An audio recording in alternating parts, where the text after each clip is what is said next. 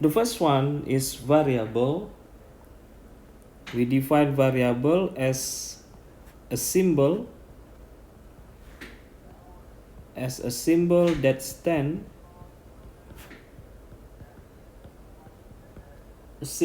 stands for an individual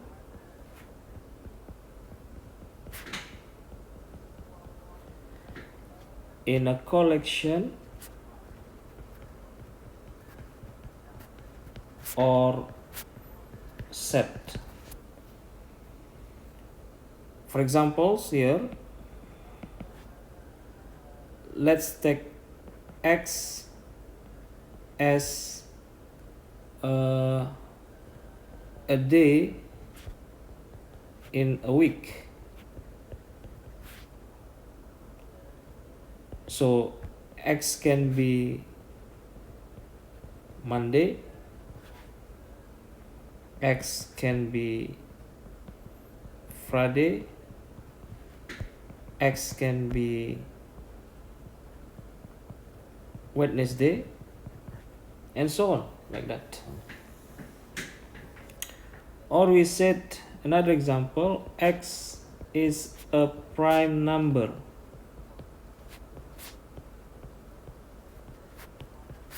So here X can be 2, X can be 11, X can be 19, and so on, like that. So this is what we call as a variable. The next one, about the quantifier.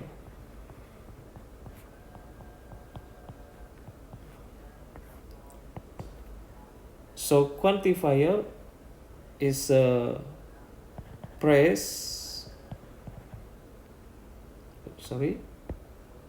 is a phrase that refer to given quantities. So as mentioned in the previous video, in predicate logic we have two types of quantifiers. The first one, universal quantifier. This one we notions with this kind of symbol. So if we would like to refer to all, given any, for all, given any, for each, every, then we use universal quantifier. The other one is existential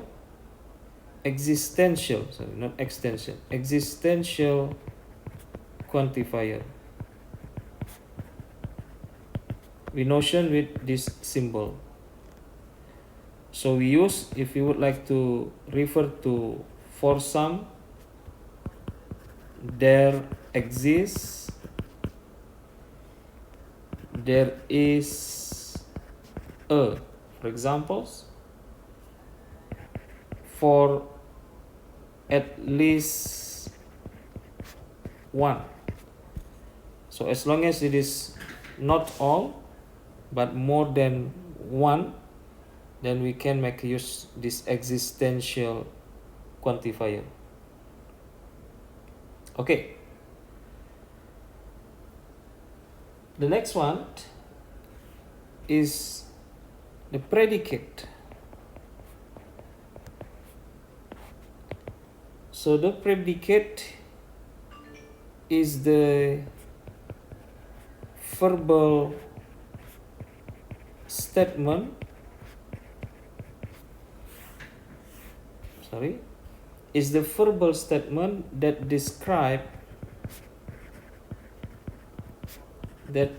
describes the property Don't mind about my handwriting because I'm trying to write it out fast, yeah? Of a variable. So it's the verbal statement that describes the property of a variable. We can represent a predicate by using a capital letter, or we also can make use the predicate itself. For examples, so here I use capital P and the variable x to say that x has 30 days. So px is a predicate to state x has 30 days. So for examples, if I have P April, then this is to say April has 30 days. And we can right away determine the truth value, whether it is true or false. Okay? Also, instead of using capital letter like this, can also make a use the predicate itself. For examples like female X. So this is to say that X is female. Or to say about sister X Y. This is to say that X is sister of Y. Okay? Then if we, for example, if we combine with the quantifier earlier,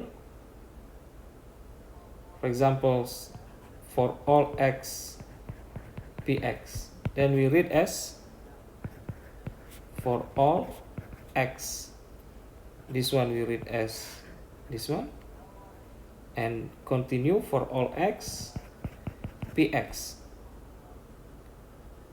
The px earlier, if we make a use, is x has 30 days. So if we read the entire thing, we read as for all x has 30 days. So to represent this English statement, this is how we do it in predicate logic. For all x px. Alright. And then as I mentioned earlier, we can determine right away the truth value. For examples, let's see, we have predicate prime x to say that x is prime number, like this. So if I give, if I give like prime 2, so we read as 2 is prime number. So this one is true. The truth value is true. Okay? But if I put prime 6 and say 6 is prime number, so this is definitely false, because x is not a prime number. Okay? Or if we have a little bit complex than this one, let's see again yx. let's say we have yx to say that x is yellow.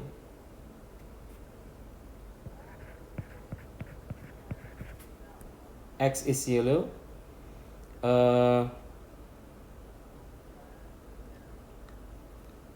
Hold on, not x is yellow. Let me think first. I would like to say about flower. Okay, let me just put it this way. So yx represent x is yellow, and the domain of interpretation